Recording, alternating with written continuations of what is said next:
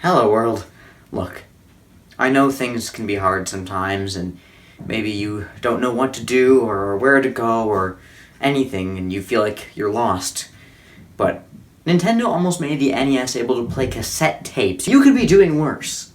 The Nintendo Entertainment System, or Famicom if you're into this, was the first console I'd argue actually made it big. I mean, Atari was a big enough success, but after the disaster of the great video game crash of Uh-Oh, companies were nervous to throw their hat into this whole home console ring. And at first, Nintendo didn't have any plans to either. They were perfectly content to make arcade games over in Japan for a while, but all of a sudden, they were just kinda like, Hey. In the early 80s, plans begun for a Famicom system, originally only a Japan-based console at the time. It was meant to be able to play Nintendo's many arcade games at the time, Galaxian, Radarscope, Donkey Kong, etc, etc. Originally, they were aiming for a 16-bit console, like the Super Nintendo or the Sega Genesis would become later on. And the creator Masayuki Umura even threw around ideas for a full computer system, with a keyboard and everything. Imagine what things would be like if we got that now. Not now, Mom. I'm playing Xbox. The president of Nintendo at the time, Hiroshi Yamauchi, made the right call. He figured a system would be way too intimidating for the common folk. Ultimately, we got a rough draft for the NES we know today, the typical 8-bit Easy Bake Oven. It's funny now, but according to my reliable sources, the console was originally meant to surpass the Colecovision, which is the greatest thing I've read today. The Colecovision. I bet there's like 3 people watching who even know what that was. As the final project neared completion, features like an eject lever and a microphone were added. Thrilling stuff. Guess who used the microphone? Nobody! The console released, and after a minor, complete recall that solved a huge issue with the bad chip, which I'm sure wasn't important, it was re-released and sales boomed. But Nintendo wasn't done. Those darn Americans need the Nintendo magic as well. The only problem was, there was no way they'd like this design. It's far too interesting. Now gray, that'll pique their interest.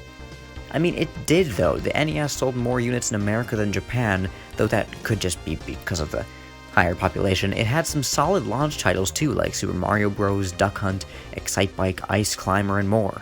Keep in mind that, especially in America, video games were largely untrusted right now, because of, that.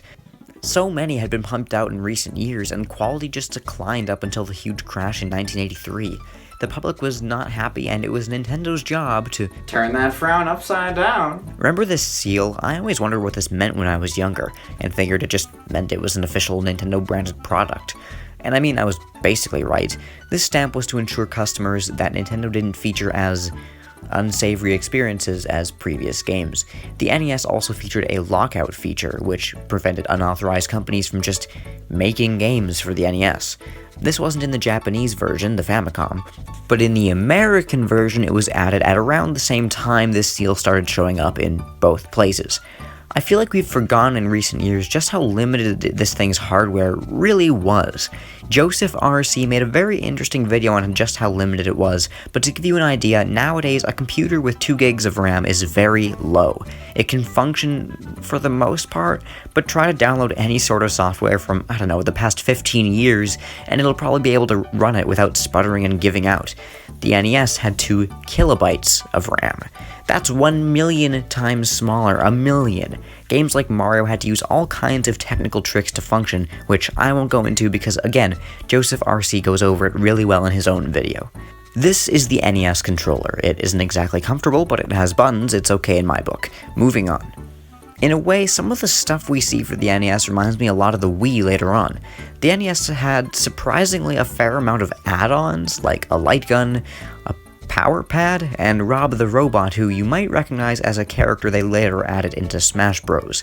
These are some weird gimmicks, but they remind me a little bit of the weird and unnecessary gimmicks the Wii has as well, and just like those, I love these things.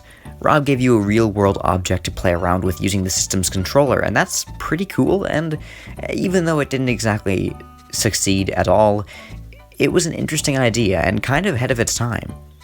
As for the game library, this was the best so far. Most companies before now didn't like third-party games on their consoles, and while Nintendo did obviously make an effort to make sure the bad ones stayed out, They definitely allowed it, and that allowed for some cool and classic franchises to begin. And of course, first-party games like Mario, Zelda, Metroid, and stuff made appearances here too, and that was really cool.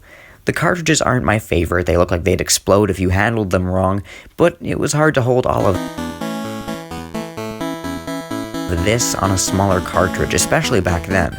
They were actually originally meant to be full-size cartridges, so I'll take this instead. I can't overstate this. This console was a big success. It ended up selling better than home computers. Over 30% of households in America had an NES, while computers were only at 23% by 1990. This is great because I love numbers. The NES was a bigger success than even I realized, and I kind of want to talk more about its games, but I should really take a break for now. That can wait until another day.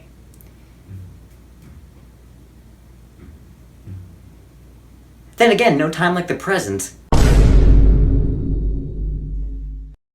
You can't say I'm not dedicated.